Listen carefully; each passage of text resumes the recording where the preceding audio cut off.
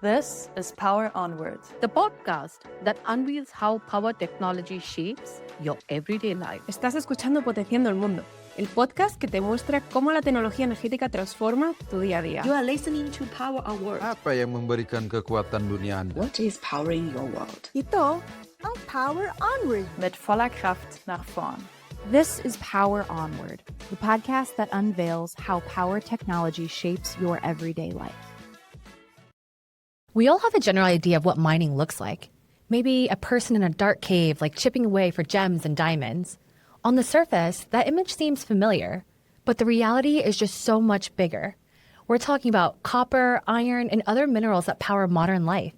The phone in your hand, the batteries inside electric vehicles, the data centers driving AI. If it's not grown, it's mined. And mining has a global footprint that touches everyone. Welcome back to Power Onward. I'm Kim. I'm Guilherme. Guilherme, today we're digging into the world of mining. So let's start with perception. When most people think of mining, they think of that person in the cave. Why is that a common misconception? Yeah, so mining, if you think about mining is not just the underground, just the cave. Mining, you have open pits as well. So mining, you have the mountains over there, the minerals inside the mountains, in the underground and the surface. So mining, we are exploring that environment, the mountains, that big canyons and whatnot, and trying to extract what the mineral is in there. So mining is huge. It's like a system full of richness materials, like you said. Copper's in there, iron's in there, silver, gold, and whatnot. A lot of metals in there. So the mining business per se is the business or a system that explores all of that metals or the material from the nature to convert that into the needs that we have in our daily business or our daily lives. Given that explanation, it is so evident that you've had an interest in mining for a while. Where did that all begin?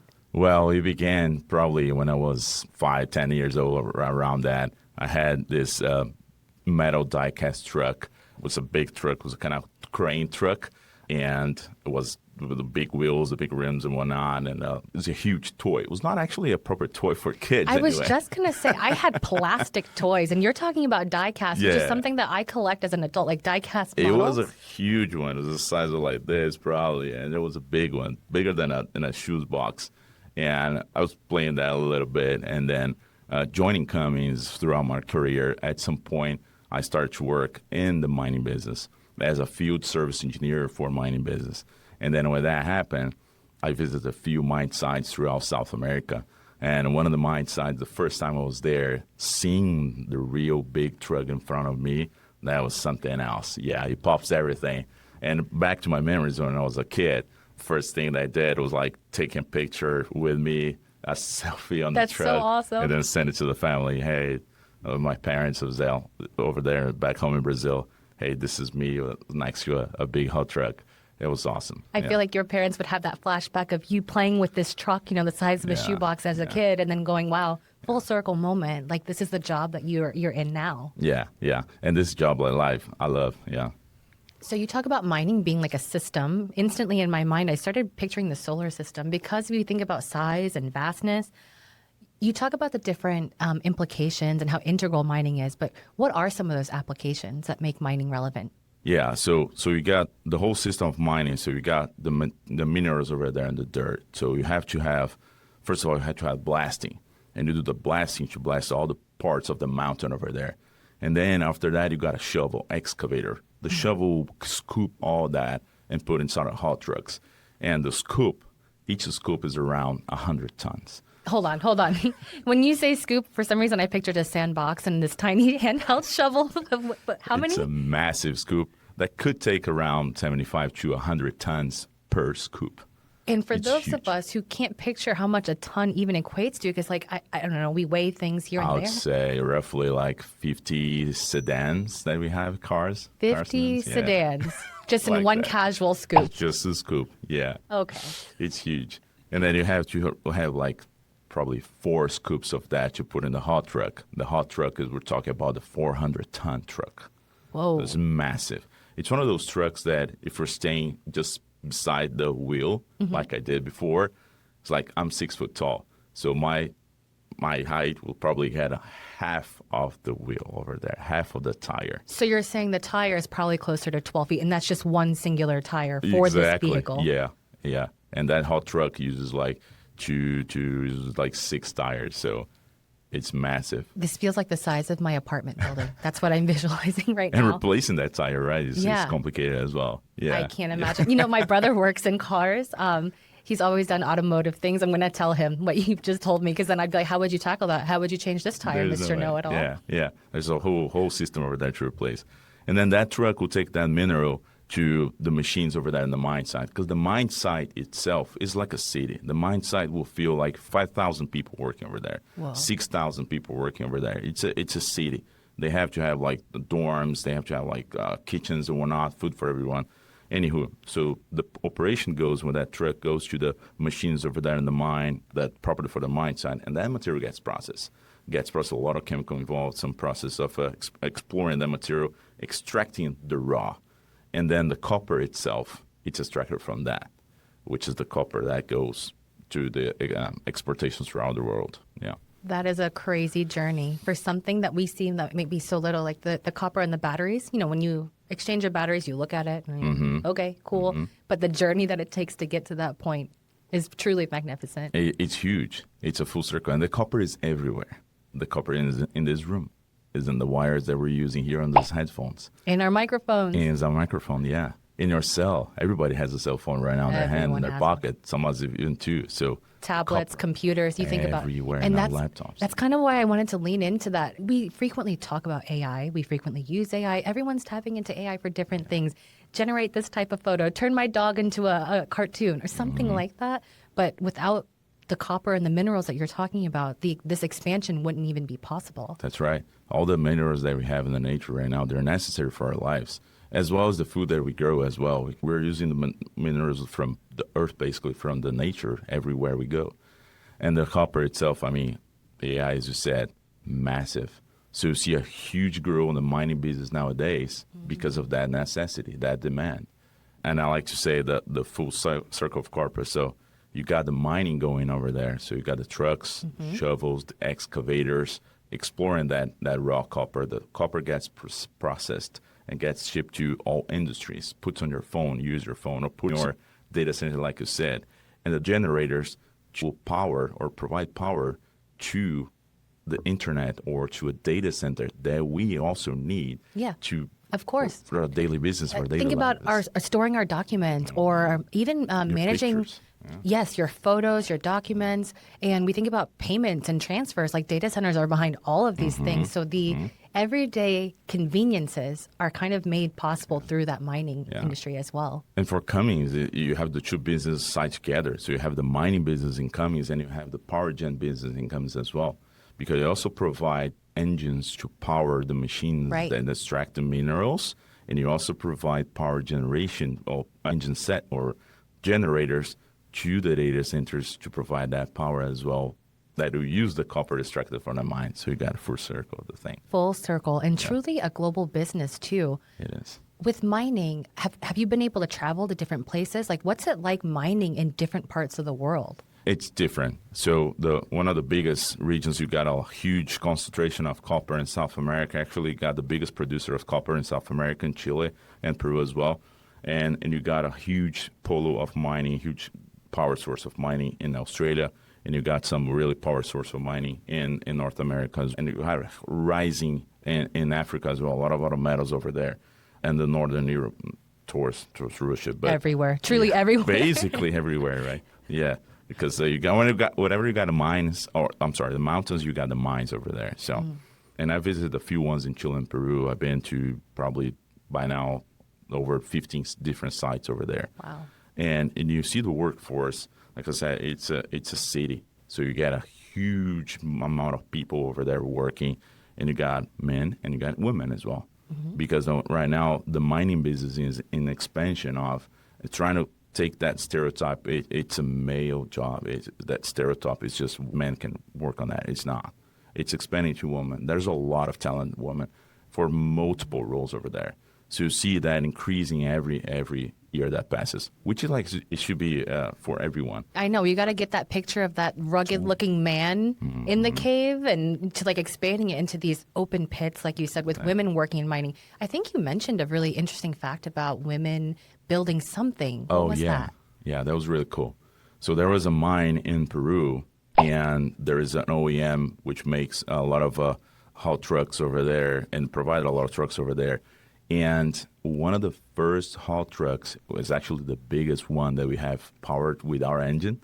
So our QSK95 powers Massive. that truck, that haul truck. Okay. And the first production truck of scale over there in that mine site, which is one of the biggest mine sites in Peru, the truck was built 100% by women. That is incredible. 100% from scratch. I mean, obviously the engines over there, the powertrain over there, the parts, but putting that all together Was all 100% by women. That was fantastic. I love that. That was fantastic. That is Yeah. a great fact to know. I'll have to find, if there's pictures of this, I would love Yeah, to see it. there is. I think there is an article on LinkedIn for that company over there. Yeah. Great. I'll be sure to find it. Maybe we'll plug it in the show notes so that we can see more. Yeah, that'd be cool. So alongside with seeing trends and more women working in mining, what other trends are shaping the future of mining, and how does Cummins play a role in that?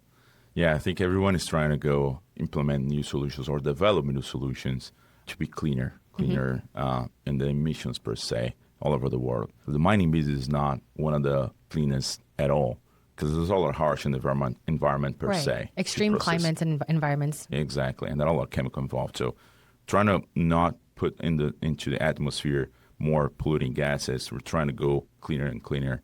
There's a lot of projects going on right now. One of the things that we can mention is the dual fuel that we got.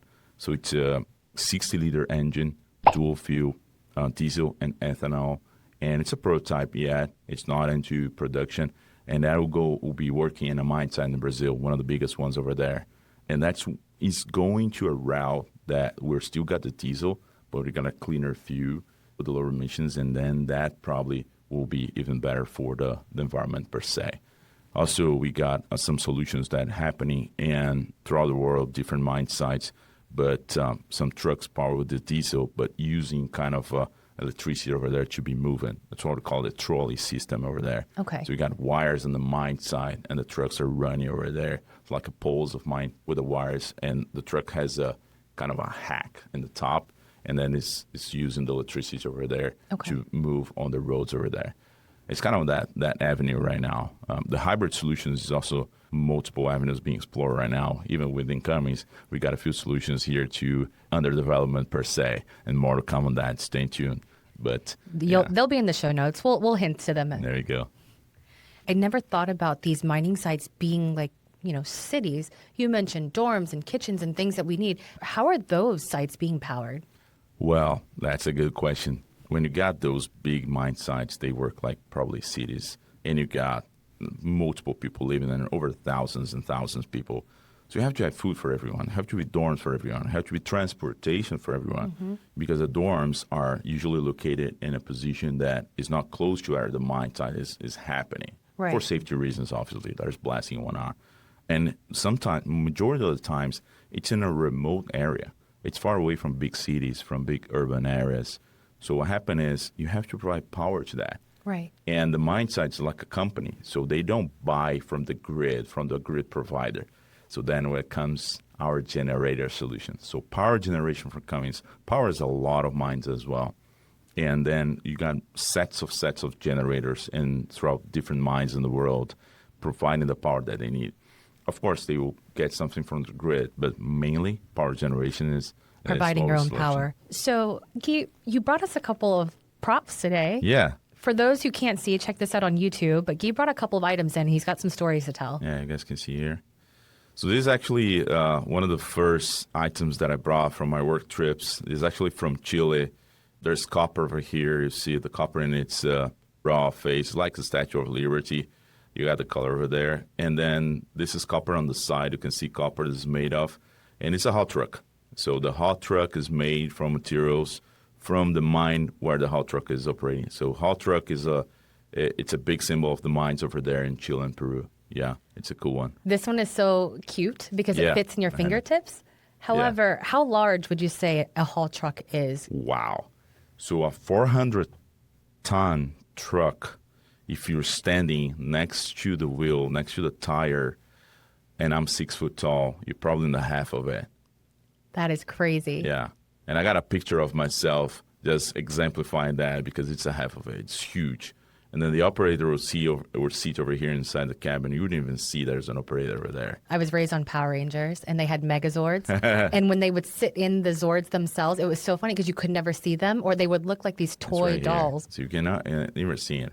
Those operators, they have a unique talent. Oh, fun fact. Yeah. There's a lot of mine sites that the truck operators are women. Oh. See? Because- Would have never, again, that didn't come to mind. As soon as you said operator, I envisioned a man. Shame and on they me. say because they conduct the trucks lighter and smoother. Oh. And sometimes even do some save on a fuel consumption. Yeah. Yeah. That cool. is a fun It's fact. cool. What else have you got for us today? If you see this, What does is it that? call? It's a hedgehog. Uh-huh. And the hedgehog was the marketing name that our marketing friends within Cummins developed for this. Seems tiny, but it's a huge engine. That's our QSK 95 engine. It's a V16 diesel powered and actually powers these trucks over here. So you see, this is a haul truck, a Phone One, and one of the biggest models of this haul truck, which our customer uses, they use QSK 95 engine, a V16, 400 horsepower to power that baby truck over there. So with this truck that is so massive, how does this compare to an elephant? Because sometimes that's easier for me to visualize is the That's a tonnage fun of an fact. elephant. So in the truck bed, if we're talking about a 400-ton truck payload capacity, it will fit 100 African elephants. Considering an African elephant weightage of 4 tons per elephant, you will do 100 elephants in this truck bed. Now I have Isn't this that silly visual of 400 elephants on top On of the bed, yes. That is Yes. insane. But again, for size, for scale, and to help paint the picture, like, yes, that is the visual I absolutely needed. Exactly. Guy, you've mentioned that people live near the sites that they work on. That means it must be a pretty rigorous work schedule. Yeah, Can you that's tell right. me a little bit more about like what that would be like if you're working on these sites? What happens is 10 days in, 10 days off. So no matter so you have 365 days in the year, right? So if your shift is 10 days in, 10 days off, meaning your kid's birthday will fall under the 10 days in, and then you're going to lose it, or a national holiday, or even Christmas. It's really the shift that we got. And those applications over here on the mine site, they work 24/7. Most of the mines will do even 22/7, sometimes 27, depends on the application per se. But that's a rigorous mine. Mine stays while we're talking here, you and I. There's workers over there, in a lot of mine sites over the world doing mining to explore the materials that we need to use on these devices over here. That is so crazy. We hear about New York, the city that never sleeps, but mining sites, Mine sites never sleep. they never sleep. Within these mining sites, it must be difficult to navigate where they're supposed to go next or what location they need to be on. How do they do that? How does that work? That's a good question. So the shovels, the excavator, will stay fixed at some point. After the blasting, the excavator will scoop all the material to dump on the haul trucks. So the operator of the haul truck have a navigation system and a lot of multiple telematic system over there. So the mine site operations group have a dispatch, and the dispatch sends the information to the screen of that haul truck. You would imagine that inside of a haul truck cabin, sometimes it's more luxurious than a fancy car on the road, you know? There's so many things over there. So the person will see, the operator will see like a device on the screen where he or she needs to go and grab that material. So the route will be set. So what the operator have to do, just foot on the throttle, foot on the brake, and steer the wheel. Wow. Very impressive. And more luxurious than the fanciest cars on the road? I didn't imagine that either. Sometimes, yeah. Depending on the model of the truck, yeah, could be. All right, Guy, before we wrap, we've had a lot of different stories, a lot of conversations that help with size and scale of these mining sites. But are there any other fun facts you want to leave our listeners with? Yeah. So how about talking fuel consumption? Oh, we haven't touched that yet. Yeah. So Yeah. a haul truck, a big haul truck for 100 ton, we probably have a fuel consumption around 190 gallons per hour. Wow. And Per hour. Per hour. So to put that on scale, a compact car in a city will have a fuel consumption of 1 to 2 gallons per hour. 1 to 2 against 190 per hour. That's massive. That's crazy. It is. It's so hard for me to even fathom that much fuel consumption. But then if you think about the size comparisons you gave with these large haul trucks, like it does make sense. The engine is huge, right? We're talking about the 4,400 horsepower engines, a V16. It's huge. It's huge. Another fun fact within Cummins is that for a QSK95 mining engine that we got, in each power cylinder, so in each of the cylinder of the liner, there is equivalent to a 5.9 B engine that we power the Ram trucks in the past. Wow. So the Ram trucks in the past used to use the 5.9 liter engine. So it's equivalent to every engine of that in displacement. It's inside a power cylinder of the QSK95. So you got 16 5.9 engines already there working. Crazy. Yeah, it's a cool one. Well, Guy, thanks so much for stopping by and showing us how mining powers the materials that build our world and how mining can turn natural resources into a lot of global progress as well. It was my pleasure. Happy to be here. Thank you. Thank you. All right, so what's the big idea for this episode? Mining might happen far from view, but its impact is everywhere.